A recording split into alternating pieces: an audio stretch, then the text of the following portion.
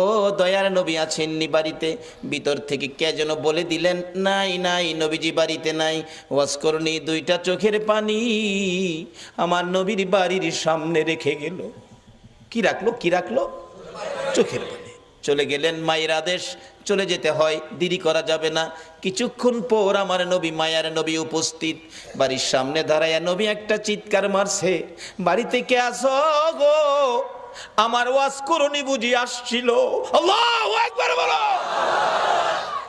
না দেখে ভালোবাসাই যদি এত জ্বালা রে, আজকে কারা না দেখে নবীর ভালোবাসাই বসে আছো?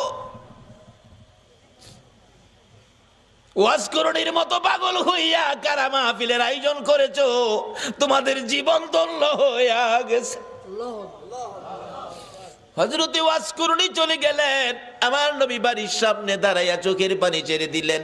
তোরা কে, কোথায় রে? আমার ওয়াজ করণী আসছিল, তোরা বসতে দিলি না। লোকেরা বলেন, হুজুর কেমনে জানেন আসছিল? তোরা কথা জিজ্ঞাস না রে, আমার ওয়াজ করণীর চোখের পানির গন্ধ জমিনে পাওয়া যায়। যেই নবীর ভালোবাসার চোখের এক ফোঁটা পানির দাম আল্লাহর আরশের চাইতেও বেশি। যেই নবীর ভালোবাসার একটা ফোঁটা চোখের পানি যদি কারো জমিনে পড়ে, তার জন্য জাহান্নামের আগুন হারাম হইয়া যায়। ওয়াজ করণী আসছিল, তোরা বসতে দিলি না, আমার ওয়াজ করণী চলে গেল রে। ওয়াজ করণী আর কোনোদিন নবীর সাথে দেখা হয় নাই। যেদিন আমার নবী জগৎ ছেড়ে চলে যাবেন, মদিনার রওজা পাকে শুয়ে যাবেন, তার আগে আগে আবু বকর, ওমর, সাহাবীরা জড়ো হয়ে তাদের একটা আলোচনা শুরু হয়ে গেল। আমার নবী দুনিয়ার থেকে বিদায় হলে নবীজির জুব্বা মুবারক নিশ্চয়ই আবু বকর পাবে। আবু বকর আমার নবীকে বড় ভালোবাসতেন। আরেকজন বলেন না, আবু বকর পাবে না, সম্ভবত মেয়ের জামাই হযরতে আলী রাদিয়াল্লাহু তাআলা আনহু পাবেন। আরেকজন বলেন না, উমর পাইতে পারেন। আরেকজন বলেন উসমান গনি বহু টাকা খরচ করেন, বহু দান করেন, নবীর ভালোবাসায় উসমান গনি পাবেন। এইভাবে আলোচনা শুরু হলে অনেকে মিলে আমার নবী উপস্থিত। কি নিয়ে তোমরা আলোচনার সমালোচনায় বসেছো? হুজুর ভাবতেছিলাম আপনার বিদায় পরে আপনার জুব্বা মুবারক ভাগি জানি কে হয়ে যায়। আমরা কেউ ভাবছি ওমর পাবে, কেউ ভাবছি আবু বকর পাবে, কেউ ভাবছে উসমান গনি পাবে, কেউ ভাবছে হযরত আলী পাবে।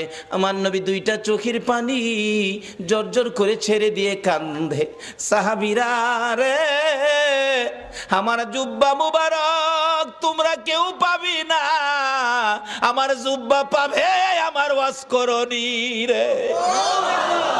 সাহাবীরা একজন আরেকজনের দিকে তাকাই, এটা আবার কোন শব্দ নবীজি ব্যবহার করলেন? ওয়াজ করণী নামে কোনোদিন কাউরে আমরা দেখি নাই। কে সেই ব্যক্তি? জীবনে কোনোদিন আসতে দেখি নাই, আমাদের সাথেও দেখা হয় নাই। এটা কেমন পাগল রে, জীবনে দেখা নাই, জুব্বা পেয়ে গেল। আমার ওয়াজ করণী যদি নবীর ভালোবাসায় জীবনে দেখা নাই, নবীর জুব্বা পেতে পারে। আমার মন বলে আজকে যারা মিলাদুন নবীর আয়োজন করে এই নবীর ভালোবাসায় বসে আছো গো, আপনাদের সঙ্গে আমার নবীর স্বপ্নের দিদার হইয়া যাবে। আল্লাহ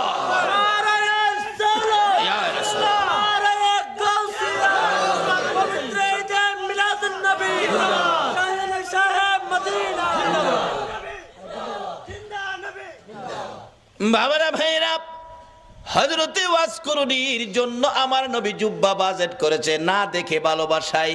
আমরাও তো না দেখে ভালোবাসায় বসে আছি। আজকে কি আমাদের নবী আমাদের জন্য একটা বাজেট কি নবী দিতে পারে না? নবী যে বাজেট করতে পারে এই বিশ্বাস কি আপনাদের আছে? এটা কি মানেন? তাহলে আসেন, অনেক সময় আবার অন্যজনে প্রশ্ন করে বসবে এটার প্রমাণ কি নবী যে বাজেট দিতে পারে। বাস্তবে আসেন, একটা মদিনার ঘটনা। মদিনায় একটা নবীর আশিক ছিল। নবীর আশিকটা নবীজির রওজা পাকের পাশে পইরা থাকে, খায় না। মানুষে কয় তুই খাইতি না, মইরা যাবি তো? কয় খাইতাম না। কেন খাইতি না? যে নবীর বাড়িতে আইছি, নবী যদি খাওয়ায় তাইলে আমি খাবো, না হয় মইরা যাবো, খাইতাম না। রোজার পাশে বইটা রয়েছে। নবীজি স্বপ্ন যুগে একদিন বললেন, এই পাগল, তুই যে পাগলামি করতেছস, আমি খাওয়াইলে খাইবি, এখন কি আমার চুলাই কি রান্না হয়? পাগল কয়, রান্না টান্না বুঝি না, আপনি খাওয়াইবেন খামু, না খাওয়াইলে মরে যাবো। কি করব? নবীজি একদিন স্বপ্ন যুগে এসে 2টা রুটি, নবী পাক স্বপ্নে 2টা রুটি দিয়ে গেলেন। আচ্ছা বলুন, নবীজির স্বপ্ন কি স্বপ্ন না বাস্তব? বিশ্বাস করেন? তাইলে আপনি ইমানদার।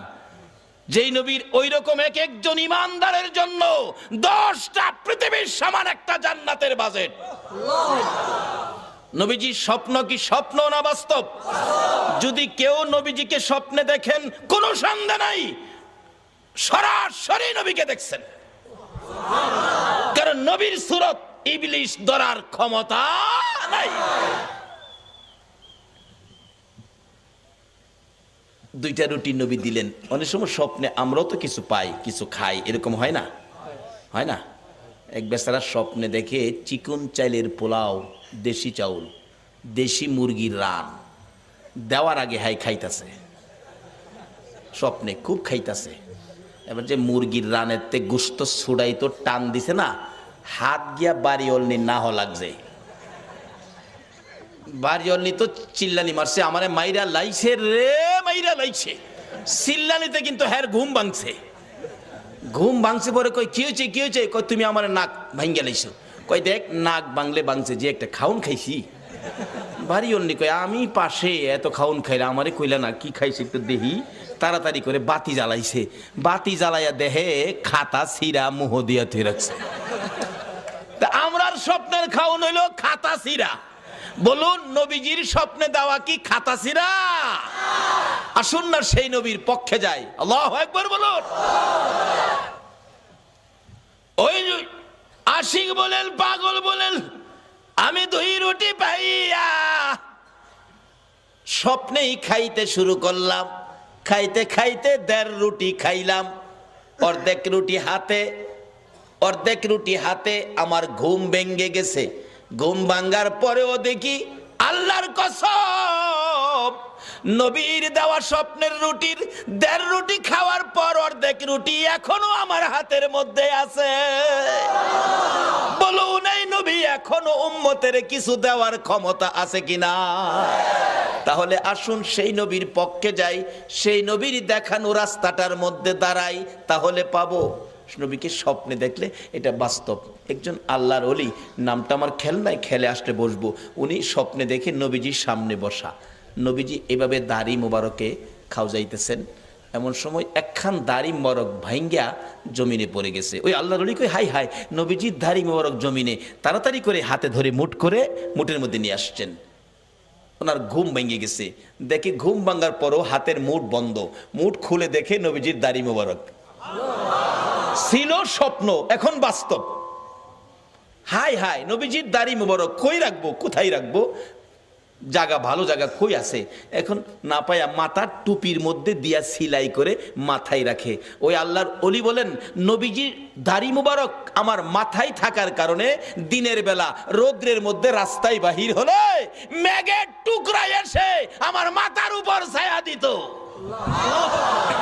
আজকে সে নবীর পক্ষে যতদিন মুসলমান না যাবে, ততদিন পর্যন্ত বিপদ থেকে বাঁচতে পারবে না।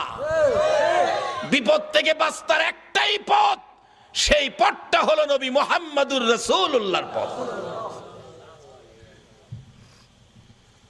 যে নবী স্বপ্নে দিলে এখনো দিতে পারে, আচ্ছা সে নবীর পক্ষে আমরা যারা বসে আছি, নবীজি কি আমাদের কিছু দিতে পারে না? তাই বলতেছিলাম, ওয়াজ করুনি নবীর ভালোবাসায় কি পাইতেছে দেখেন, আর আপনাদের জন্য কি বাজেট।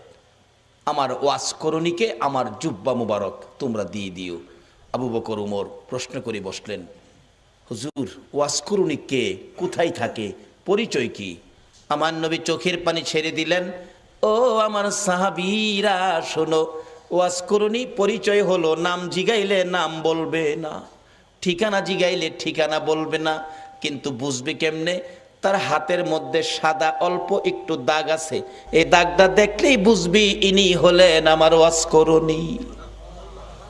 লম্বা ঘটনা, আবু বকর উমর লইয়া মতান্তরে আবু বকর হযরত আলী কে লইয়া নবীজির জুব্বা মুবারক নিয়ে পাহাড়ে পাহাড়ে ঘুরে ওয়াজ করণীর খবর পাই না।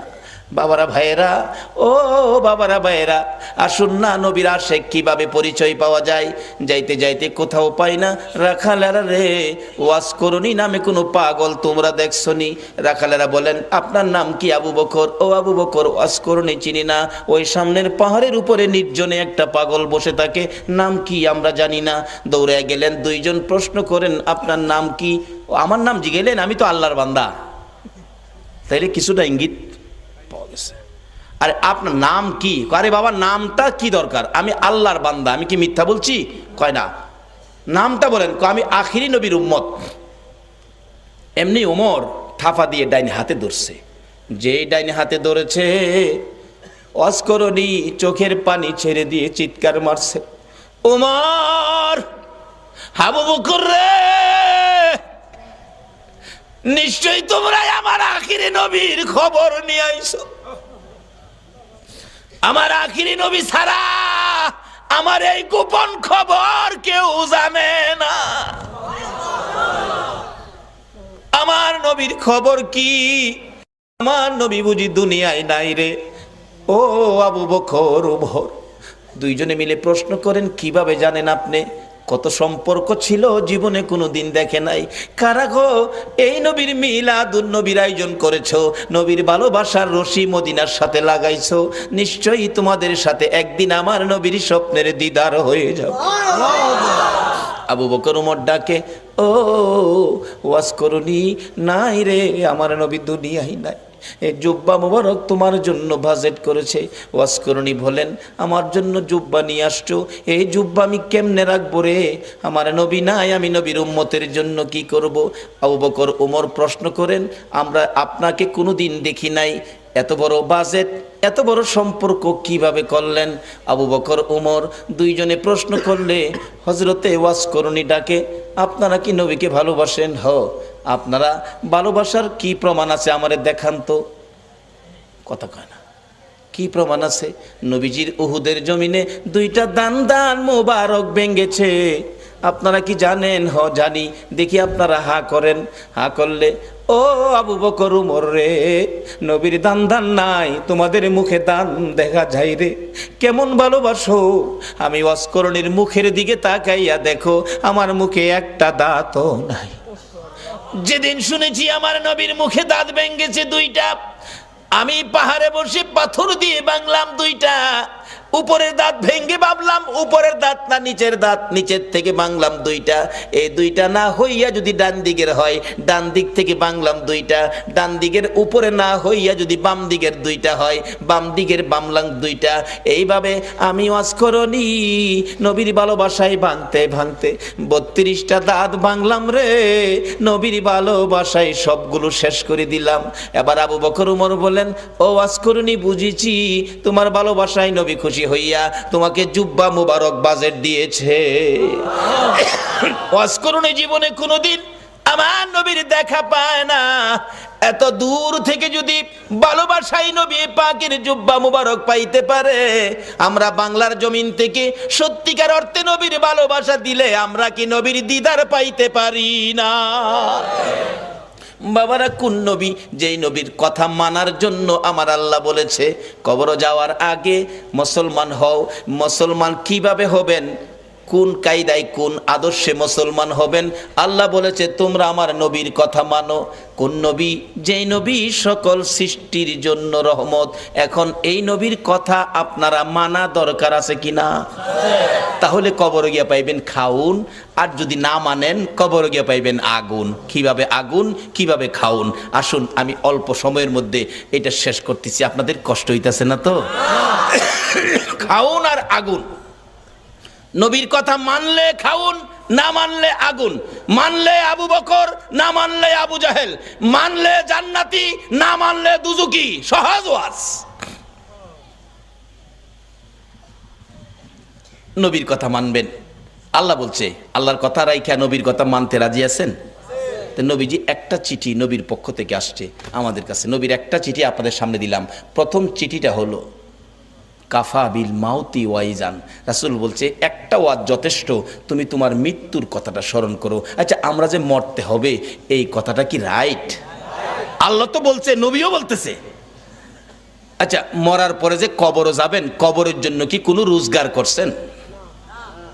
বাড়ি গাড়ি কত কিছু করলেন, এগুলি যে রোজগার করে বাড়ি টাড়ি করলেন, কবরে যে যাবেন কবরের রোজগার কি লইছেন? বাবারে, যত সয় সম্পদ আছে, ময়রা দেখেন না, ময়রা দেখেন, যত সয় সম্পদ আছে আপনার মৃত্যুর পরে আপনার ছেলে মেয়েরা বাট করে নিয়ে যাবে, আপনারে একটা টাকাও দিবে না। ময়রা দেখেন না, এও তো কথা যে ময়রা আবার সাম কেমনে, এও তো কতই। আসুন তাহলে একটা বাস্তবতায় যাই। এক বেচারা ময়রা দেখছেন, এক বেচারা শুনছে কবরে গেলে আযাব হইব। হ্যাঁ কয় একদিন ময়রা দেহি কবরে গিয়া, জীবিত বেড়া কবরে গেছে, নিজেই কবর কুইরা রাত্রে কবরের উপরে দিয়ে ছানি দিয়া ভিতরে বই রইছে, কি আযাব হয় দেখতো। তে ওয়ারেন্টের আসামি ধরতে পুলিশ যাইতেছিল, দারগা সাহেব যাইতেছে, দুই পুলিশ লইয়া এই যে রাস্তার কিনারে ফাও গেছে গা এই হের কবরের ভিতরে গেছে, পরে এমনি আনজাদা ধরছে। পুলিশ ডাকতেছে, স্যার স্যার বিপদ দি কিছে, টর্চ লাইট লই আইন। টর্চ দেখে বাঙ্গা কবরও ফাও গেছে, দেখে ভিতরে এক বেড়া বসা। হেরে মাথার চুলো ধরে টাইনা শেষরায় তুলছে, কিরে কি?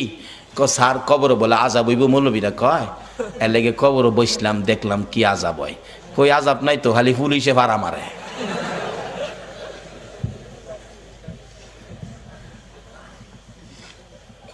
পরে আনজাদা ধরলাম, পরে দেখলাম যে চুলো দুইটা টাইনা তুললেন, এই তো, আর আযাব কই? পুলিশ দু তিন বাড়ি ফুটকির মধ্যে দিছে, ফাতলামি করতে আর জায়গা ফাস্তা যা বাড়ি। সকালবেলা মানুষ দেখছি মৌলবীরা যে কই কবর আযাব দেখেছি, ফইলা এক পুলিশে ভাড়া মারে। পরে আরেকটাই চুলো দুইটা টাইনা তুলে, আরেকটাই দুইটা ফুটকিত বাড়ি দেয়, এরপরে যা বাড়ি এহেন হইয়া আছে। আচ্ছা, আসলে কি কবর আযাব এটা? এই বেটা মরার আগে মইরা দেখছি। ও যুবক, কবরের আযাব পাকিস্তানের ঘটনা। 91 সনে মাসিক পত্রিকার খবর, একটা যুবক মৃত্যু হলে পীর দুহা কবরস্থানে তাকে দাফন করার জন্য কবর কুরে লাশ নিয়ে গেছে, যা দেখে কবরটা বন্ধ হয়ে গেছে। অর্থাৎ কবরে বুঝাইতেছে তোর মতো পাপীকে আমি রাখবো না। 91 সনের মাসিক পত্রিকার। ইমাম সাহেব ছিলেন আল্লাহর ওলি মানুষ। আল্লাহর ওলি আসনা দেশে? এখন তো ওলিদের মর্যাদা নাই, এখন ওলির দরকার পড়ে না, এখন ওলির কোনো প্রয়োজন পড়ে না, যে যুগ পড়ছে। আবার মাঝে মাঝে দিহি পড়ে, যখন বন্যায় সারা দেশ পানির নিচে নেয়গা, তখন দেখছি রেডিও সেন্টারে গান দেয়, ওলি আল্লাহর বাংলাদেশ, কয় না, শহীদ গাজীর বাংলাদেশ, তাদের হস্তে রহম করুন আল্লাহ। এই লজ্জা করে না তাদের হস্তে তাদের দোয়াই যে দাও? বিপদে বললে বুঝি ওলি দরকার পড়ে, এরপরে ওলি লাগে না।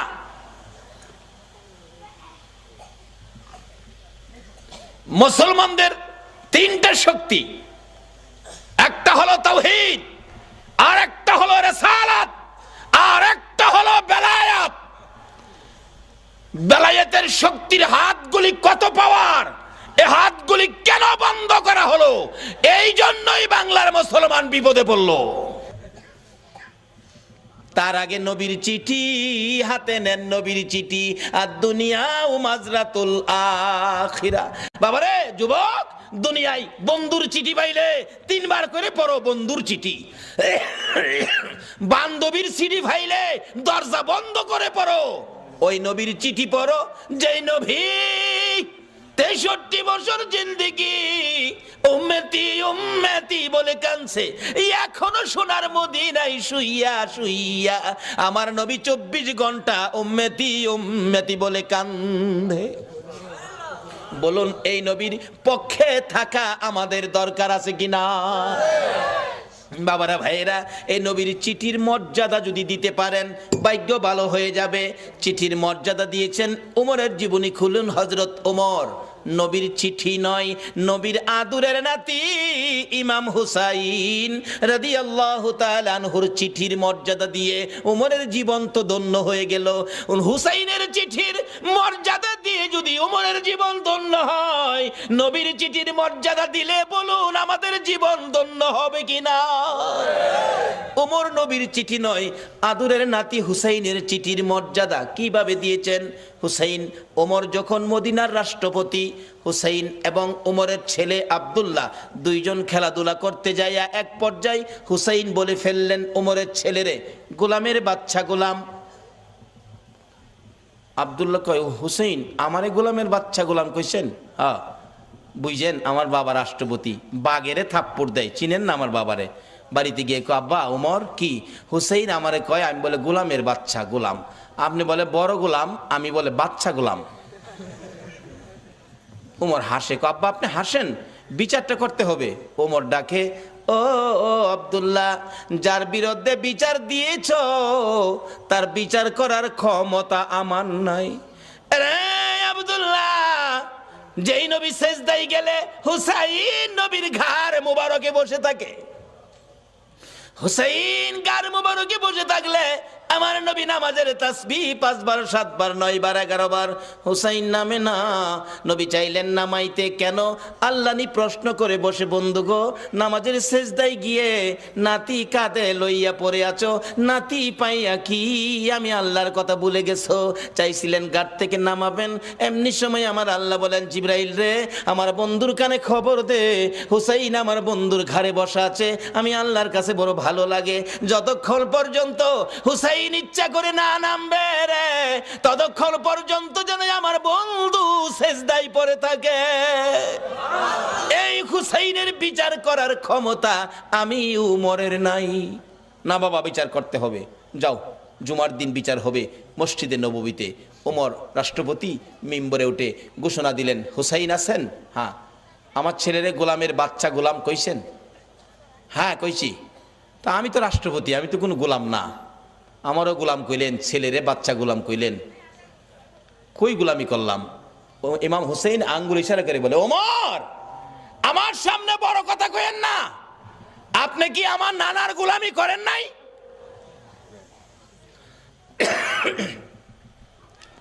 ওমর দুইটা চোখের পানি গাল বেয়ে বেয়ে জর্জর করে ছেড়ে দিলেন।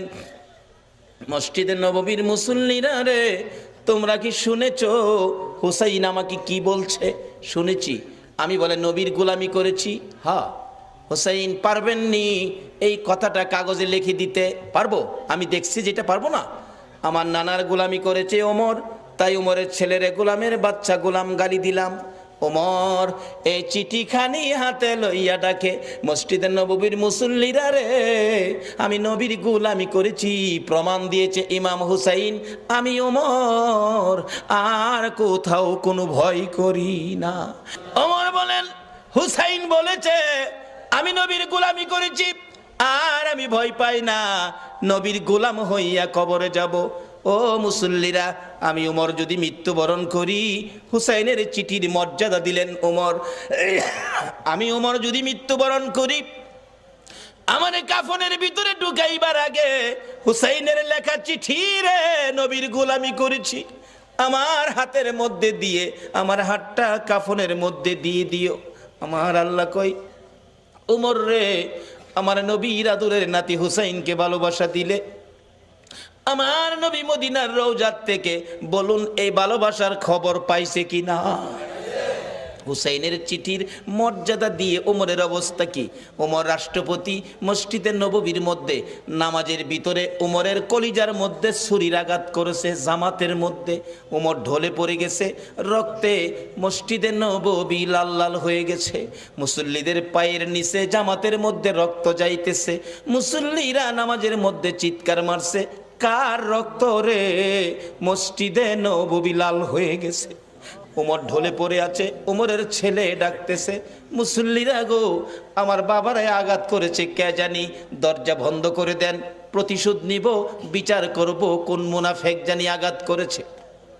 ওমর ছোট্ট ছোট্ট সুরে ডাকে, ও বাবা আমার কাছে আসো, প্রতিশোধ নিবা, বিচার করবা আমাকে খুশি করার জন্য। হ বাবা, বাবা রে, বিচার করে প্রতিশোধ নিয়ে খুশি করতে পারবি না, আমাকে যদি খুশি করতে হয় আমি তো মরে যাব রে বাবা। একটা কথা শুনো। কি কথা? ছেলে, নবীজির রওজার পাশে আমার ভাই আবু বকর ঘুমাইছে, আর একটা জায়গা খালি আছে রে ছেলে, আমাকে যদি খুশি করতে হয় মা আয়েশা সিদ্দিকার কাছ থেকে অনুমতি নিয়ে আসো, আমি উমরকে নবীজির পাশে নিয়ে শোয়াইতে পারো। নবীর পাশে যদি আমারে শোয়াইতে পারো রে, আমি উমর খুশি হইয়া যাইব। অথচ তখনও তিনি রাষ্ট্রপতি, ইচ্ছে করলে গায়ের জোরে শুইতে পারতেন, কিন্তু ইসলাম কোনোদিন গায়ের জোর ব্যবহার করে না। নবীরে মানেন, সব বুঝে আসবে। দৌড়ে গেলেন উমরের ছেলে, মা আয়েশা সিদ্দিকা, আমার বাবাকে ছুরির আঘাত করেছে, বাবার মৃত্যু হয়ে যাবে, বাবা কাঁদতেছে, নবীজির রোজার পাশে একটু জায়গা এখানে শোয়ার জন্য অনুমতি দেবেন? মা আয়েশা ভাবতেছেন, ইচ্ছে ছিল আমি এখানে শুইব নবীজির পাশে, এক পাশে আমার বাবা আবু বকর, আরেক পাশে আমি শুইব। ওমর অনুমতি চাইলেন। কি বলবো, আচ্ছা আপনি এখন যান, আমি একটু পরামর্শ করি। ওমরের ছেলে চলে গেছে। বাবা অনুমতি হয় নাই, তুমি আবার যাও, আবার যাও। আবার আয়েশা দেখে মা আয়েশা সিদ্দিকা নবীজির রওজার পাশে দাঁড়িয়ে আছে, প্রশ্ন রাখতেছেন, নবী গো, ওমর আপনার পাশে শুইতে চাই, ইচ্ছে ছিল আমি আয়েশা আপনার পাশে শুইব। হুজুর বলুন কে আপনার পাশে শুইব? আমি আয়েশা না উমর? আমার নবী হুসাইনের চিঠির মর্যাদা দেওয়ার কারণে রোজার ভিতর থেকে নবী ডাকতেছে, রে আয়েশা, আয়েশা রে, আমার উমরকে আমার পাশে শুয়ার অনুমতি দে। নবী ডাইকা ডাইকা পাশের বিছানায় শুয়াইলেন। নবীর আদরের নাতি হুসাইনের চিঠির মর্যাদা দিলে নবী যদি ডাইকা ডাইকা পাশে শুয়াই গো, এই নবীর চিঠির মর্যাদা সরাসরি দিলে বলুন বিপদে পড়লে নবী আমাদের পাশে আসবে কিনা? বাবারা ভাইয়েরা, মরতে হবে, মরার আগে আসুন রাস্তাটা ক্লিয়ার করি, নবীর চিঠির মর্যাদা দেই। নবী বলেছে কাফা বিল মাউতি ওয়াইজান, একটা চিঠি হলো একটা ওয়াজ যথেষ্ট, মৃত্যুর কথা স্মরণ। আরেকটা চিঠি হলো আদ-দুনিয়া ও মাজরাতুল আখিরা, এই জগৎ থেকে আখিরাতের বাজার আমাদের করতে হবে, কিন্তু দুনিয়ার বাজার করলাম, আখিরাতের বাজার নাই। মরে দেখেন আপনার কিছুই দুনিয়ার সঙ্গী নাই। আরে মা বাবার কথা মতো যে জন চলে না, বলুন মা বাবার কথা মতো যে জন চলে না, আল্লাহ নবীজির দয়া তারা পাবি না। হায়রে আল্লাহ নবীজির। মা বাবাকে দুঃখ দিলে নামাজে রোজা যাইবি ফলে, মা বাবাকে দুঃখ দিলে নামাজে রোজা যাইবি ফলে, মার কলি যায় আগা দিলে খোদা সহে না, মার কলি যায় আগা দিলে খোদা সহে না, আল্লাহ নবীজির দয়া তারা পাবি না। হায়রে আল্লাহ নবীজির। মা একটা চিৎকার মারছে, কবিরাজ আমি মা রাজি আছি। একজন শুধু রাজি হইছে, বলুন এই ব্যক্তিটা কে? জোরে বলুন কে? কোন মা রে? আমার নবী বলেছে এই মায়ের পায়ের নিচে তোমার জান্নাত। বাবারে, আর যাই করো না করো, মা বাবার মনে কষ্ট দিও না। মা বলেন কবিরাজ আমি রাজি আছি। কবিরাজ বলেন মা কেউ রাজি হলো না, আপনি কেন রাজি হলেন? মা দুঃখের কথাগুলো বুঝাইতে চাইতেছে, কবিরাজ রে, এই সন্তান যখন আমি মায়ের পেটে ছিল 10 মাস 10 দিন, কোন রাত সারা রাত আমি ঘুমাইতে পারি নাই, দাঁড়ায়া দাঁড়ায়া কাটাইছি। যেদিন বাবা দুনিয়ায় আসবে রে কবিরাজ, প্রথম দিনের ব্যথা সহ্য করেছি, কারো কাছে কই নাই। দ্বিতীয় দিনের ব্যথা জিহ্বা কামড়ায় সহ্য করেছি। তৃতীয় দিনের ব্যথা সহ্য করতে পারি নাই রে কবিরাজ, বেহুশ হয়ে গেছি। আমার শাশুড়ি মা দৌড়ায় আসছে, আমার বৌমার কি হলো? আশপাশি মুরব্বী মহিলাদেরকে দৌড়ায় জোর করেছে। মহিলারা বলছে ভয় পায়েন না, অন্য কিছু না, আপনার বৌমার সন্তানাদি হবে। তাহলে তোমরা আমার বৌমার মাথায় পানি দাও গো, আমার বৌমা বেহুশ হয়ে গেছে। এরা কবিরাজ বালতির পর বালতি পানি মাথায় দিয়ে জ্ঞান যখন ফিরলে রে কবিরাজ, এত ব্যথা সহ্য করতে পারি না। আমি মুরব্বী মহিলাদেরকে বলেছিলাম সন্তানের প্রসব এত ব্যথা আমি আগে জানি না গো মা। ও মুরব্বী মা মহিলারা, আমার একটা দাও দাও, নিজের গলা নিজে কাইটা মৃত্যুবরণ করি, সহ্য করতে পারি না। দেখলাম মহিলারা দাও জাতীয় সবগুলো জিনিস ঘরের বাইরে ফালাইয়া দরজা বন্ধ করে দিয়েছে। আবার বলেছিলাম মহিলারা গো, আমার 2 টাকার বিষ কিনা দাও গো, সন্তানের প্রসবের এত ব্যথা আমি আগে জানি না।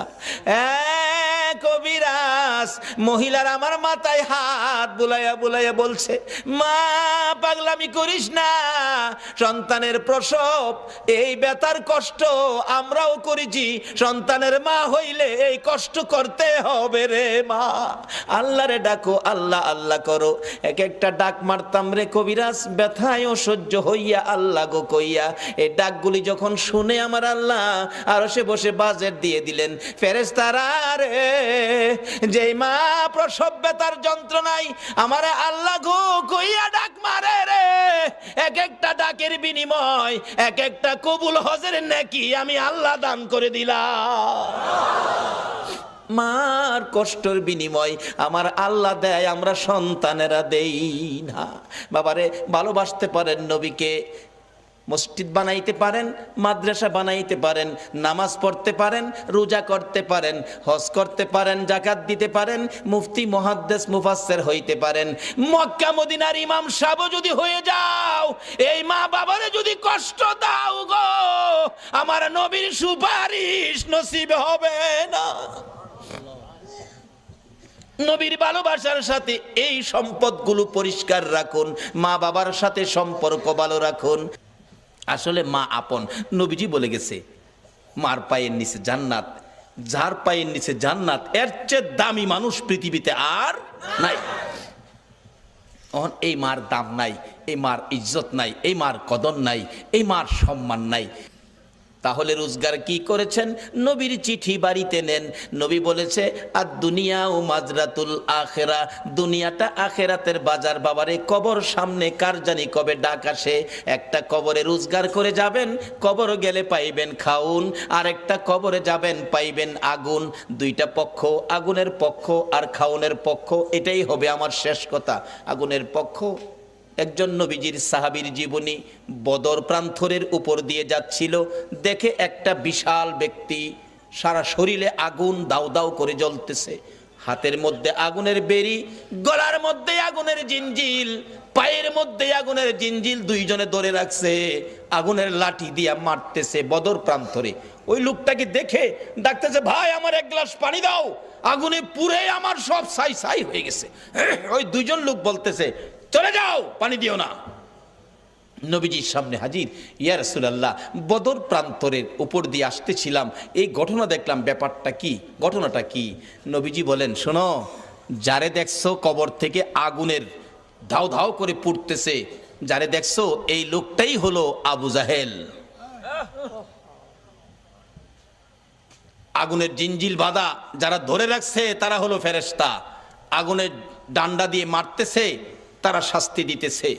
এইভাবে শাস্তি চিরকাল তার হবে কবরের মধ্যে। এই আগুন দাউ দাউ করে জ্বলবে। আমার কাছে পানি চাইছিল, পানি দিতে নিষেধ করলো, তার কপালে পানি নাই, পানি কোনোদিন সে পাবে না। নবীর পক্ষ নেয় না বিদায়, আবু জাহেলের কবরে আগুন। আর আপনারা যারা নবীর পক্ষ নিলেন, নবীর পক্ষে কবর গেলে কি এটাই হবে শেষ কথা? আমার নবীর একজন আদুরের ভালোবাসার সাহাবী ছিলেন, মদিনার ঘটনা। যেই সাহাবীটার নাম কিতাবে আসছে আসওয়াদ, আরবি হলো আসওয়াদ, বাংলা হলো কালো, কালামিয়া। নবীজি একদিন ডাকে, আসওয়াদ বিয়ে করছো? জি না হুজুর। বিয়ে করবি? হুজুর বিয়ে করুম, যে আমি তো কালো, কেউ পছন্দ করে না। নবী বলেন, আমি তোমার বিয়ের ব্যবস্থা করব। আচ্ছা, নবীর পক্ষে গেলে বলুন, নবী বিয়ের ব্যবস্থা করবে না? আমি ব্যবস্থা করব। হুজুর আপনি করবেন? আচ্ছা ঠিক আছে। নবীজি একটা চিঠি লিখছে, আসওয়াদ এই নাও, এই চিঠিটা মদিনার বড় বাড়িটা আছে না, বড় বাড়ির মালিকের হাতে দিও। বড় বাড়ির মালিক যায় দেখে বাড়ির সামনে বসা, আসসালামু আলাইকুম চাচা। ওয়ালাইকুম সালাম ভাতিজা। নবীজি চিঠি পাঠাইছে। আরে বলো কি, বসাতে দাঁড়ায় গেছে।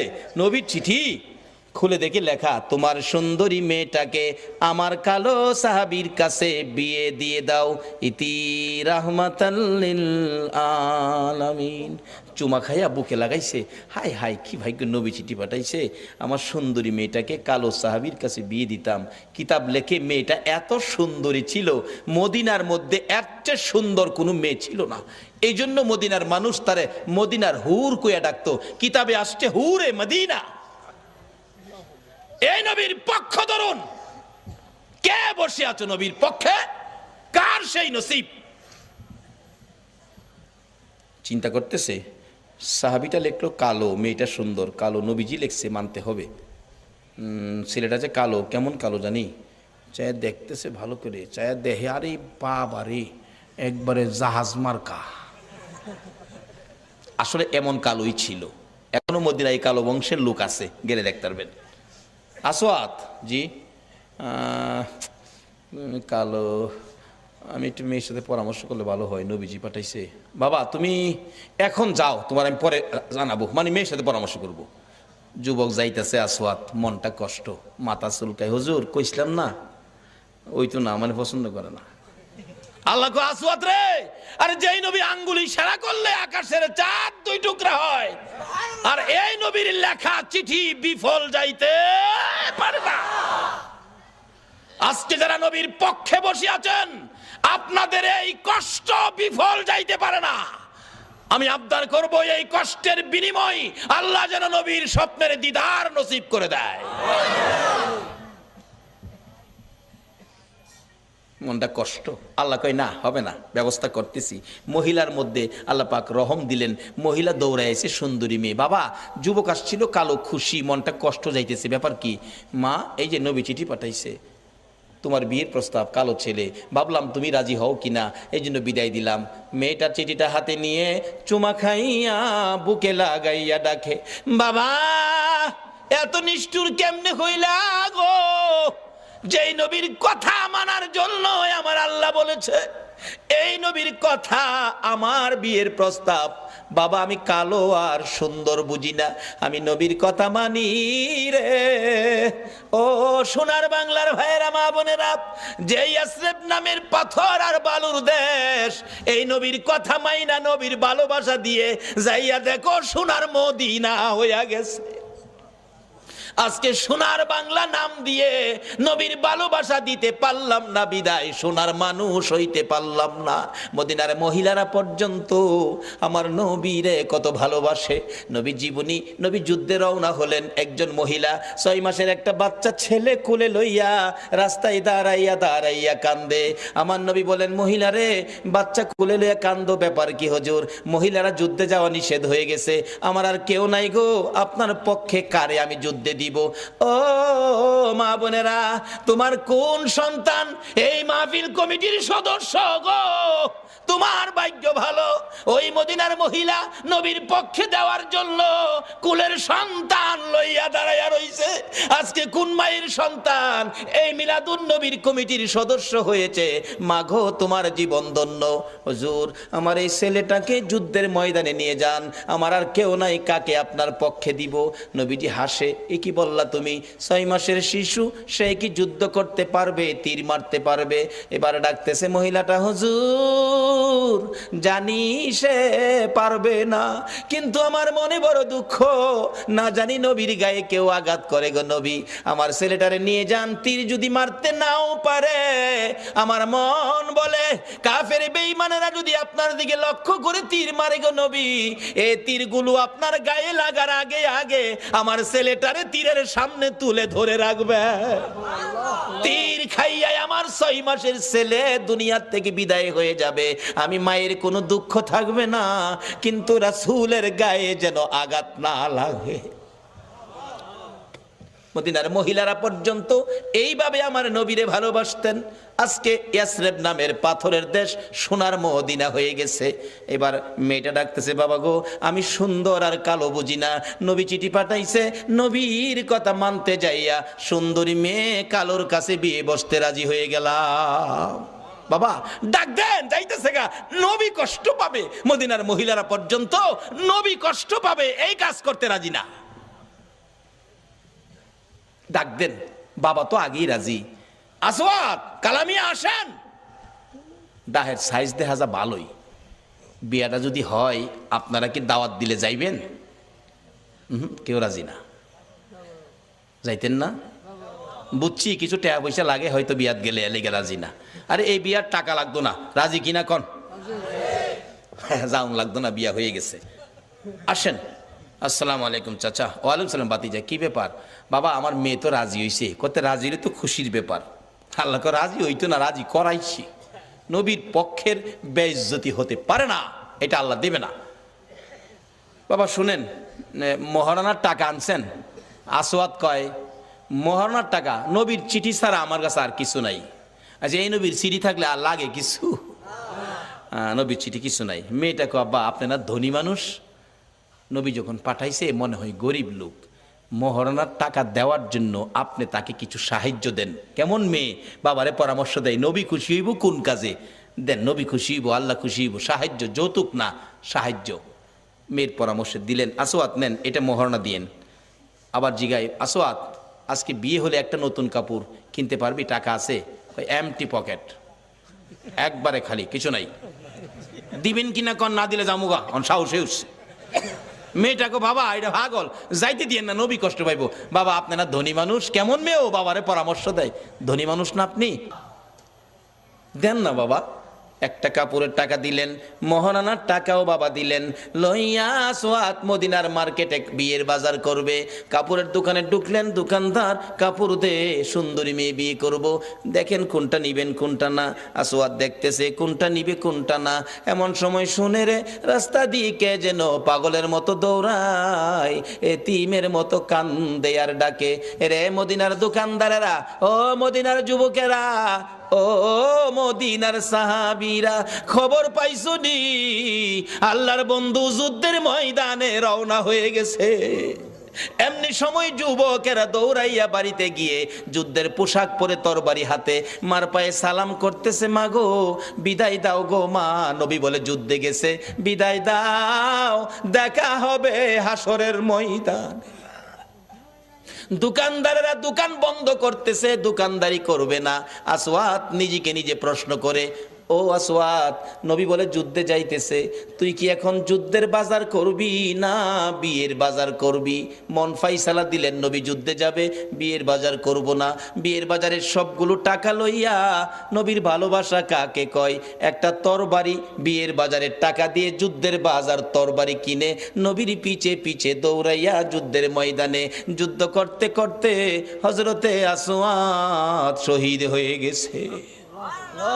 যেই যুদ্ধে 70 জন সাহাবা জীবন দিয়েছে। আমার নবী যুদ্ধ শেষে ডাকতেছেন, সাহাবীরা রে আমার শহীদদেরকে দাফন কর, গোসল দিস না রে, রক্ত মাখা জামা গুলো পাল্টাইস না, রক্ত মাখা জামা সহ দাফন করে দে। আমি নবী হাসরের ময়দানে আমার আল্লাহরে দেখাবো আমার উম্মতেরা কত পাগল ছিল। সেই নবীর ভালোবাসায় কারা বসে আছেন?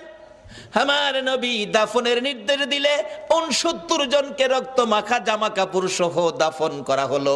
70-এর মাথায় দূরে পড়ে আছে হযরতে আসওয়াদ। নবী বলেন, সাহাবীরা রে আমার আসওয়াদ বিয়ে করতে গিয়েছিল, এই ময়দানে দেখা যায়। একজন বলেন, হুজুর আমি দেখেছি বিয়ের বাজারের টাকা দিয়ে আপনার কথা শুনে যুদ্ধের বাজার করে জীবন দিয়ে ফেলেছে।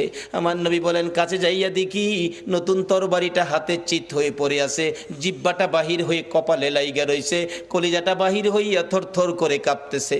আমার নবী ডাকে, আসওয়াত রে, মদিনার হুর নিলি না, নবীর ভালোবাসায় জীবন দিলি রে, কলিজা দেখাইয়া বিদায় হইলি, মাবুদ আমার আসওয়াত রে কি দিবা গো আল্লাহ। নবী বলেন, আমি কবরের পাশে দাঁড়িয়ে আছি, আসওয়াতের লাশটা ধরে ধরে নিয়ে আনতেছে কবরে দেওয়ার জন্য। নবীজি কবরের দিকে তাকাইয়া মুস্কি মুস্কি হাসতেছেন। সাহাবীরা বলেন, ইয়া রাসূলুল্লাহ, এই কবরের দিকে তাকাইয়া মুস্কি মুস্কি হাসেন কারণ কি? আমার নবী বলেন, সাহাবীরা রে, আমি যা দেখি তোমরা তা দেখো না, আমি যা জানি তোমরা তা জানো না। হুজুর কি দেখে হাসলেন আমরা জানতে চাই। আমার নবী ডাকে, সাহাবীরা রে, আমার আসওয়াত মদিনার হুর ফালাইয়া আমি নবীর ভালোবাসায় বিয়ের বাজারের টাকা দিয়ে যুদ্ধের বাজার করে জীবন দিয়ে কবরে রওনা হয়েছে। আমি তার কবরের পাশে দাঁড়াইয়া দেখি রে, মদিনার হুরের পরিবর্তে রে আসওয়াতের কবরে জান্নাতের হুর পাঠাইয়া দিছে। একটা পক্ষ হলো জান্নাতে খাউন, কবরের মধ্যে জান্নাতের হুর, আরেকটা পক্ষ হলো কবর আগুন।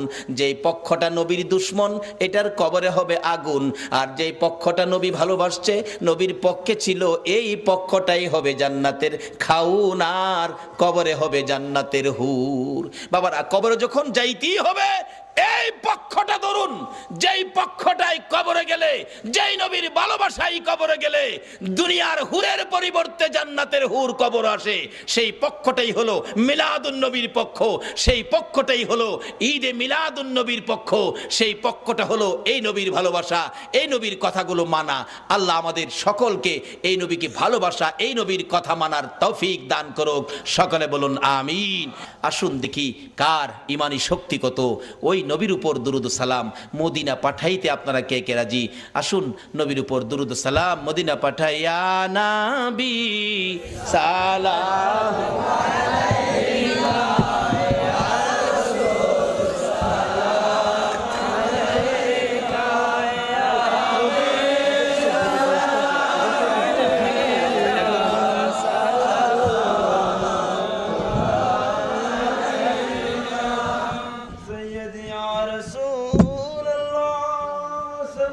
আলাইকা ইয়া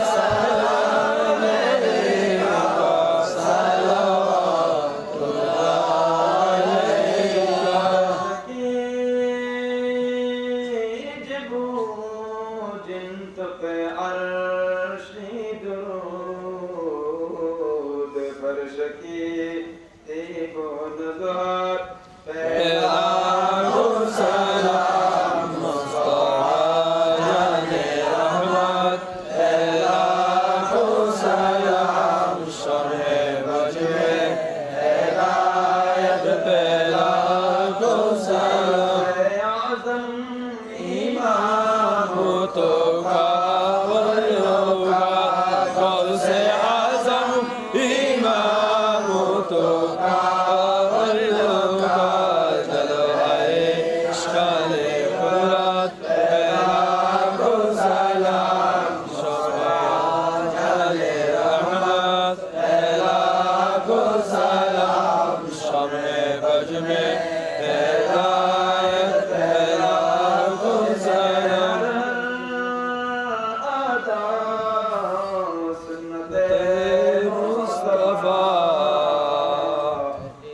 পীরে তরিকত সালাম মুস্তাফা রহমত লাখো সালাম শবে বজনে হিদায়াত লাখো সালাম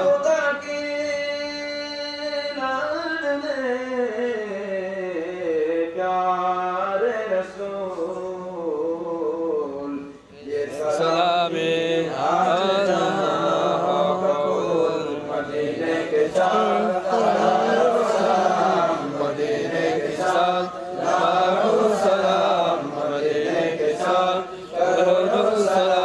मदीने के साथ আসুন আমরা দোয়া করি, দোয়ায় শরীক হন। আল্লাহুম্মা আমিন। রব্বানা যালামনা আনফুসানা ওয়া ইল্লাম তাগফির লানা ওয়া তারহামনা লানাকুনান্না মিনাল খাসিরিন। রাব্বিরহামহুমা কামা রাব্বায়ানি সাগীরা। রব্বুল আলামিন জান্নাতের বাগানে বসে জান্নাতি মেহমান লইয়া তুমি যার প্রেমে সব বানাইছো, ওই নবীর আশেক পাগল লইয়া বাংলার জমিন থেকে দুরুদ ও সালাম মদিনা পাঠাইছি গো আল্লাহ। আমাদের দুরুদ ও সালাম গুলো পাখির মতো উড়াইয়া উড়াইয়া দয়ার নবী মায়ার নবীর রওজা আতহারে পৌঁছাইয়া দাও আল্লাহ গো। মিলাদুন নবীর উসিলাই, আজকের মাহফিলের উসিলাই, দুরুদ ও সালামের উসিলাই আমরা যারা হাত বাড়াইছি আমাদের তামাম জিন্দিগির গুনাহগুলো ক্ষমা করে দাও। মাবুদ, জানি দুনিয়ায় থাকবো না, আমাদের আগে যারা আসছিল সবাই বিদায় হয়ে গেছে, কবে জানি আমরা বিদায় হয়ে যাই। জানি পৃথিবীতে থাকবো না, তারপরেও শয়তানের দোকাই পড়ে দুনিয়ার মায়ায় পড়ে যত গুনাহ করেছি সবগুলো গুনাহ এই মাহফিলের উসিলাই মাফ করে দাও আল্লাহ গো। মাফ যদি না করো, কবে জানি মৌতের চিঠি দিয়ে আজরাইল পাঠাইয়া দাও, কবে জানি কার বিছানা খালি হইয়া যায়, কবে জানি বড় বাড়ি বড় ঘর সুন্দর বিছানার থেকে চারজনে দৌড়ে দৌড়ে টাইনা টাইনা বাহির করবে। উঠানের কিনারে পর্দা টানাইয়া উত্তর দিকে মাথা দিয়ে শুয়াইয়া নাকে কানে তুলা লাগাইয়া রে বড়ি পাতার গরম পানির জীবনের শেষ গোসল করাবে। আদুরের সন্তানেরা বারিন্দায় দাঁড়ায়া দাঁড়ায়া ডাকবে, বাবা গো পর্দার ভিতরে কিসের গোসল করো গো বাবা। মা টাইনা টাইনা সন্তানের বুকে জড়াবে, আয় এতিম এতিম রে আয় আমার বুকে আয়, তোর বাবা যেই গোসল করে রে আজ থেকে তোমরা এতিম হইয়া গেছো। মউত কত এতিম দেখি রাস্তায় রাস্তায় দাঁড়ায়া কান্দে। একটা এতিম ছেলে ঈদের দিন পুরান জামা কাপড় লাগাইয়া কান্দে। জিজ্ঞেস করি, বাবা কেন কান্দো? হুজুর সবাই নতুন জামা পরলো, আমার নতুন জামা নাই। কেন নতুন জামা নাই? বাবাকে বলো নতুন জামা দিবে। ছেলেটা কান্দে, হুজুর আমার বাবা নাই, আমি এতিম গো এতিম, একটা জামা কিনার মতো আমার কেউ নাই গো। ও এতিম রে এতিম। কবে জানি কার সন্তানেরা এতিম হয়ে যায়, কবে জানি কার জীবনের শেষ গোসল, কবে জানি কার জীবনের শেষ পোশাক সাদা কাপড় লাইগা যায়। ওই দিন আসার আগে এ মাহফিলের উসিলায় আমাদের সবাইকে তুমি মাফ করে দাও। আমাদের মধ্যে যারা বিপদে আছে বিপদ থেকে উদ্ধার করে দাও, যারা ঋণগ্রস্ত আছে ঋণ থেকে মুক্ত করে দাও আল্লাহ গো। ও আমার আল্লাহ, যাদের ছেলে নাই ছেলে দাও, যাদের মেয়ে নাই মেয়ে দাও, যাদের ছেলেও নাই মেয়েও নাই ছেলে মেয়ে দিয়ে তাদের কলিজা ঠান্ডা করে দাও গো আল্লাহ। মাবুদ, আমাদের মধ্যে যারা নামাজি নামাজ কবুল করে নাও, যারা নামাজ পড়ে না নামাজের বুঝ দান করে দাও, যারা ব্যবসা করে ব্যবসায় বরকত দাও, যারা চাকরি করে পদোন্নতি দান করে দাও, যারা গৃহস্থী করে জমির ফসলে বরকত দাও। আল্লাহ গো, যারা মক্কা মদিনা যাওয়ার পাগল, পাখির মতো উড়াইয়া মক্কা আর মদিনা লইয়া যাও গো আল্লাহ। মাবুদ, যারা বিদেশ থাকে সকল বিদেশি ভাইদেরকে হেফাজতে রাখো গো আল্লাহ। যারা বিদেশ যাবে তাদের মনের আশা পুরা করে দাও গো আল্লাহ। খাস করে আজকের মাহফিল কমিটি সোনার ছেলেদেরকে তোমার নবীর পক্ষে কবুল করো গো আল্লাহ। সভাপতি সাহেব, সুযোগ্য চেয়ারম্যান সাহেব এত রাত পর্যন্ত মাহফিলের পক্ষে কষ্ট করেছে, আল্লাহ ওনাকে নেক হায়াত বাড়াইয়া দাও। এই পর্যন্ত যারা মাহফিলে মিলাদুন নবীর পক্ষে কষ্ট করে বসে আছে গো, সবাইকে তোমার নবীর স্বপ্নের দিদার দেখাইয়া দিও গো আল্লাহ। তোমার নবীর স্বপ্নে না দেখাইয়া কারু গায়ে সাদা কাফন লাগাইও না গো আল্লাহ। আল্লাহ মিলাদুন নবীর পক্ষে যারা বসা সকলকে তুমি আফত বিপদ আযাব গজব অ্যাক্সিডেন্ট বা মুসিবত শয়তানের শয়তানি দুশ্মনের দুশ্মনী হইতে বাঁচাইয়া রহমত বরকত শান্তি দ্বারা ভরপুর করে দাও গো আল্লাহ। আল্লাহ খাস করে দোয়ার দরখাস্ত করেছেন, এই মাহফিলে সাহায্য করেছেন প্রবাসী ভাইয়েরা, আল্লাহ যাদের সহযোগিতায় এই মাহফিল কায়েম হয়েছে, আল্লাহ তাদেরকে নেক হায়াত বাড়াইয়া দাও। এই সংগঠনের সদস্য ভাইয়েরা বড় কষ্ট করে নবীর বাগান সাজিয়েছে, আল্লাহ গো এই সদস্য ভাইদেরকে তুমি নেক হায়াত বাড়াইয়া নবীজির প্রেমের মালা গলায় পরাইয়া দাও। আল্লাহ যাদের পিতামাতা কবরে মাফ করে দাও। আল্লাহ যারা পরীক্ষার্থী পরীক্ষা দিতেছে, মা বাবার মনে বড় আশা রে ছেলে মেয়ে ফাঁস করে বাড়িতে আসবে, আল্লাহ মা বাবার কলিজা ঠান্ডা করে দিও। সকল পরীক্ষার্থী ভাই বোনদেরকে তুমি কামিয়াবি দান করে দিও গো আল্লাহ। ইয়া আল্লাহ খাস করে মাহফিলে যারা স্বেচ্ছাসেবক পরিশ্রম করেছে কষ্ট করেছে, আল্লাহ তাদেরকে নেক হায়াত দাও, নবীর গোলাম হিসাবে কবুল করে লাও গো আল্লাহ। যাদের সহযোগিতা করেছে এই মাহফিলের জন্য, আল্লাহ এই গ্রামবাসী সকলে মিলে তাদের মিলেমিশে থাকার তৌফিক দাও। যারা মাহফিলে কষ্ট করেছে সাহায্য সহযোগিতা করেছে, তাদেরকে তুমি আল্লাহ সব জায়গায় সাহায্য করে দিও গো আল্লাহ। ইয়া আল্লাহ খাস করে যারা এই প্রতি বছর মাহফিলের পক্ষে থাকে, আল্লাহ মাহফিলে থাকে থাকবে আসছে আসবে সাহায্য সহযোগিতা করেছে করবে, সকলকে তুমি কাল কিয়ামতে নবীর গুদারায় উঠাইয়া ফুলসিরাতের ফুল পার করে দিও গো আল্লাহ। এই সংগঠনের সদস্য যারা বিদেশ থাকে সবাইকে তোমার দুরুদ ও সালাম, আল্লাহ গো তোমার নবীর দুরুদ ও সালামের প্যাকেট করে তোমার কুদরতি হাতে দিলাম। এই সদস্য বিদেশের জমিনে যারা থাকে সবাইকে তুমি হেফাজতে রাখো গো আল্লাহ। সকলকে তুমি রুজি রোজগারে বরকত লাগাইয়া বেশি বেশি করে নেক হায়াত বাড়াইয়া দাও। আল্লাহ যারা নবীর মিলাদের পক্ষে আসে না, আল্লাহ সবাইকে বুঝ দিয়ে নবীর মিলাদের পক্ষে কবুল করে লাও। আল্লাহ মসজিদ কমিটির সদস্যদেরকে নেক হায়াত বাড়িয়ে দাও, তোমার ঘরের খেদমত বেশি বেশি করার তৌফিক দান করে দাও। আল্লাহ যাদের ছেলে নাই ছেলে দাও, যাদের মেয়ে নাই মেয়ে দাও, যাদের ছেলেও নাই মেয়েও নাই ছেলে মেয়ে দিয়ে কলিজা ঠান্ডা করে দাও। আল্লাহ যাদের অনেক উপযুক্ত ছেলে রুজি রোজগারের ব্যবস্থা নাই, আল্লাহ এই যুবকদেরকে রুজি রোজগারের ব্যবস্থা করে দাও। অনেক উপযুক্ত মেয়ে বিয়ে শাদী হয় না, আল্লাহ তুমি তাদের বিয়ে শাদীর ব্যবস্থা করে দাও। আল্লাহ এই এলাকায় রহমত বরকত দিয়ে ভরপুর করে দাও। আল্লাহ আমাদের সকলকে আসমানি জমিনি বালা মুসিবত হইতে বাঁচাইয়া রহমতের প্যাকেটের মধ্যে কবুল করে নাও। আল্লাহ এই মাহফিল তোমার কুদরতি হাতে দিয়ে গেলাম, কিয়ামত পর্যন্ত এই মাহফিল তুমি কায়েম রাখো। এই মাহফিলের পক্ষে যারা আসছে আসবে, সাহায্য সহযোগিতা করেছে করবে, সকলকে কাল কিয়ামতে নবীর গুদারায় উঠাইয়া ফুল সিরাতের ফুল পার করে দিও। আল্লাহ মা বোনেরাও কষ্ট করেছে, রাবিয়া বস্তির মতো বানিয়ে দাও। কাল কিয়ামতে খাতুনে জান্নাত ফাতেমাতুজ জাহরার সাথে হাসর নসিব করে দিও। আল্লাহ মাহফিল শেষে যারা যেখানে যাবে সহি সালামতে পৌঁছাইয়া দিও।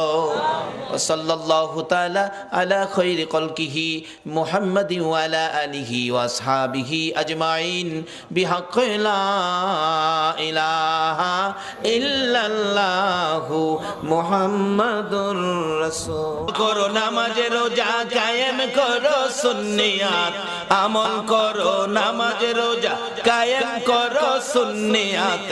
জিন্দাবাদ জিন্দাবাদ জিন্দাবাদ নবীর নবীজির আশিক যিনি মরে ও মরে না তিনি, নবীজির আশিক যিনি মরে ও মরে না তিনি। কাফন পরে ঘুমিয়াছে গাউসুল আজম বগদাদ, কাফন পরে ঘুমিয়াছে গাউসুল আজম বগদাদ। জিন্দাবাদ জিন্দাবাদ নবীর সেনা, জিন্দাবাদ জিন্দাবাদ জিন্দাবাদ নবীর। নবীর জন্য হওরে পাগল ও হে নবীর আশিক সকল, নবীর জন্য হওরে পাগল ও হে নবীর আশিক সকল। পার করিবে দয়াল নবী রোজ হাসরে ফুল সিরাত, পার করিবে দয়াল নবী রোজ হাসরে ফুল সিরাত। জিন্দাবাদ জিন্দাবাদ নবীর সেনা, জিন্দাবাদ জিন্দাবাদ জিন্দাবাদ নবীর। আমল করো নামাজ রোজা কায়েম করো সুন্নিয়াত, আমল করো নামাজ রোজা কায়েম করো সুন্নিয়াত। জিন্দাবাদ জিন্দাবাদ নবীর সেনা, জিন্দাবাদ জিন্দাবাদ জিন্দাবাদ নবীর। বাবারা আসুন না, বাজেট কি সামনে যাইতেছি। যেই ভাইয়েরা মাহফিলের আয়োজন করেছেন, যাদের আয়োজনে এত সহজে আমরা মাপ পেয়ে গেলাম, তাদের জন্য দোয়া করা আমাদের দরকার আছে কিনা? আজকের এই যুব সংঘের ভাইদেরকে আল্লাহ পাক হায়াত দেখ, সকলে বলুন আমিন। বাবার আসুন, আমি পবিত্র কোরআন শরীফ থেকে হাদিস শরীফ থেকে যা তেলাওয়াত করেছি এখন আলোচনায় ঢুকবো। আল্লাহ যেটুকুন তৌফিক দিবেন আমি সেটুকুন আলোচনা করব। আসুন আলোচনায় যাই, তার আগে একটু মহব্বতে দুরূদ শরীফ পড়ুন, আলোচনায় ঢুকে যাব। আল্লাহুম্মা সাল্লি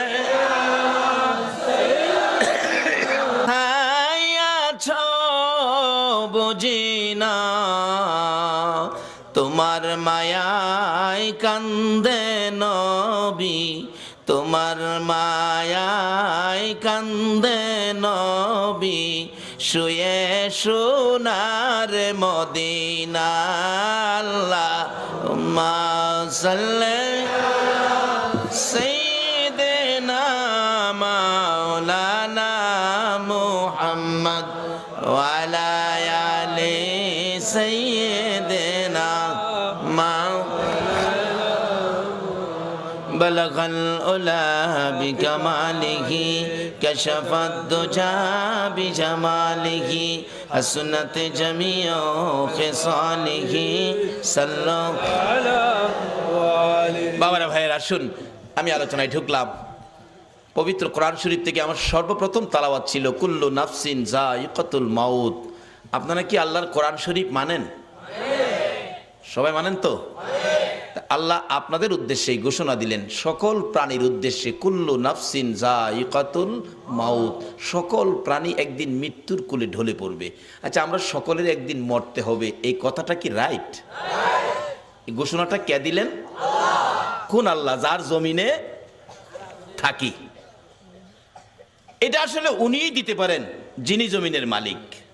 যেমন বাস্তব আসেন, আপনার 3টা বাড়ি আছে চট্টগ্রাম শহরে, ভাড়া দিয়ে রাখছেন। আপনার ইচ্ছে হয়েছে ভাড়াটিয়া বাহির করে দিবেন। এই মাসের প্রথমে বলে দিলেন, এই ভাড়াটিয়ার ভাইয়েরা আগামী মাসে কিন্তু আমার বাড়ি আপনাদের ছেড়ে দিতে হবে। আচ্ছা, আপনি বাড়িওয়ালা ভাড়াটিয়াকে নির্দেশ দিলেন বাড়ি ছেড়ে দিতে হবে, এই ভাড়াটিয়া কি আগামী মাসের পর আর থাকতে পারবে? আপনি বাড়ির মালিক, আপনি নির্দেশ দিয়েছেন 1 মাসের সময় দিলাম, আপনার 1 মাসের মধ্যে জায়গা জমিন দেখে অন্য বাসা দেখে আগামী মাসে আমার বাসা ছেড়ে দিবেন। একটা সাধারণ মালিক যদি নির্দেশ দেয় বাড়ি বাসা ছেড়ে দিতে হয়, যিনি সমস্ত পৃথিবীর মালিক সে আল্লাহ আমাদের উদ্দেশ্যে ঘোষণা দিয়েছেন, ওয়ারেন্ট পাঠিয়েছেন, তোমরা আমার জমিন ছেড়ে দিতে হবে। ঘোষণাটা কি? কুল্লু নাফসিন যায়িকাতুল মাউত। এই ঘোষণাই আগে যারা আসছিল তারা চলে গেছে, আমরা যারা আছি আমরাও যাইতে হবে। যাইতে যে হবে, আমি আপনাদের কাছে একটা প্রশ্ন রাখি, আপনারা মৃত্যু হয়ে গেলে কোন দেশে যাবেন?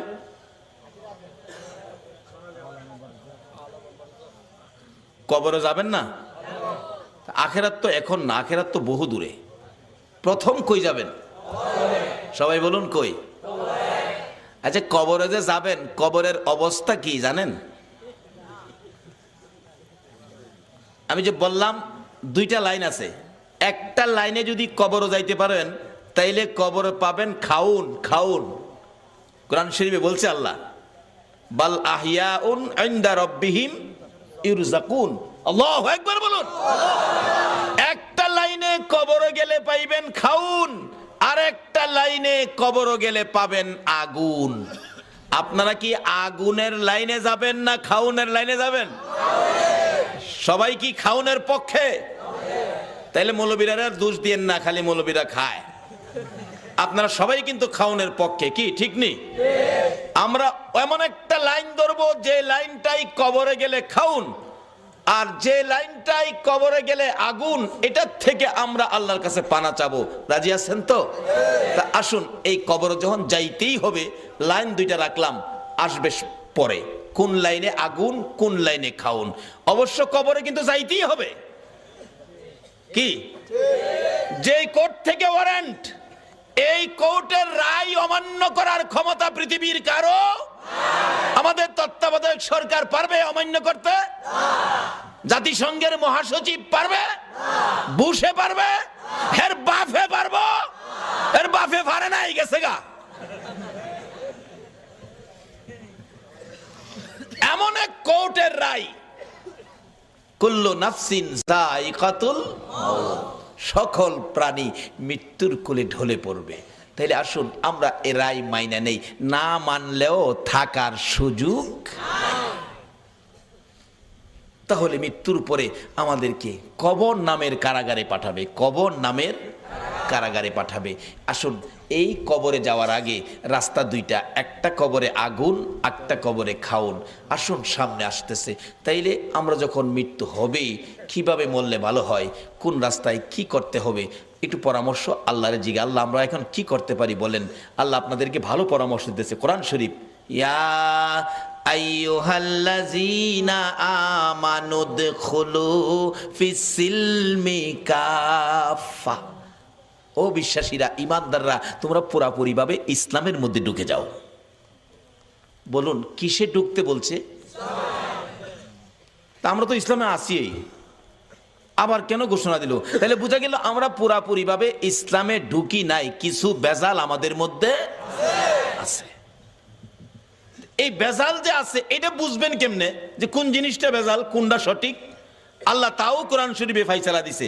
তোমরা সঠিকটা বুঝতে গেলে তোমরা একটা কাজ করো, সেটা কি? অমাইয়ুতির রাসূলা ফাকাদ আতা আল্লাহ। তোমরা আমার রাসূলের কথাগুলি শোনো। কার কথা বলুন? এই রাসূলের কথা চন্দ্রে শুনে, শুনেনি? সূর্যে শুনে, আল্লাহু আকবার বলুন। কুল কায়নাত শুনে, আল্লাহর আরশ কুরসি লৌহ কলম শুনে, এমন কোন মাখলুকাত নাই যিনি আমার নবীর কথা শুনে না। কেন? এই নবীর কথা শোনার জন্য বলেছে আমার আল্লাহ। আল্লাহ বলেছে তোমরা আমার এই রাসূলের কথাগুলি শুনো, মানো, কারণ এই নবীর কথা মানলেই হবে আমি আল্লাহর কথা মানা। কোন নবী? তাও আল্লাহ ঘোষণা দিয়েছে কোন নবী? ওমা আরসালনাকা ইল্লা রাহমাতাল লিল আলামিন। যে নবী সকল সৃষ্টির জন্য করুণা, সকল সৃষ্টির জন্য যিনি রহমত। বাবারা ভাইয়েরা, এই নবীর কথা যদি মানতে পারেন, এই নবীর পক্ষে যদি আসতে পারেন, তাহলে আমার আল্লাহ আপনাকে কি দিবে? বাবারা ভাইয়েরা, মক্কার ঘটনা বাস্তব ঘটনা। এই নবীর পক্ষে সর্বপ্রথম যিনি জীবন দিয়েছিলেন ইনি একজন মহিলা, ইনি হলেন হযরতে সুমাইয়া। সুমাইয়ার জীবনী নবীজির পক্ষে থাকবে, নবীজিকে ভালোবাসবে, নবীজির কথা মানবে, নবীর আদর্শ ধরবে, নবীর পক্ষে থাকবে, ইসলাম বুঝবে, ইসলাম শান্তি, ইসলামের পক্ষে থাকবে। এই অবস্থা দেখে নিষ্ঠুর পাষাণ আবু জাহেল সুমাইয়াকে প্রশ্ন করে বসলেন, সুমাইয়া রে, বাতিজার পক্ষে থাকবি, আমার পক্ষে থাকবি না? আমি তো মক্কা নগরীর গর্জিয়াস নেতা। হ্যাঁ বলে, মক্কা নগরীর গর্জিয়াস নেতা।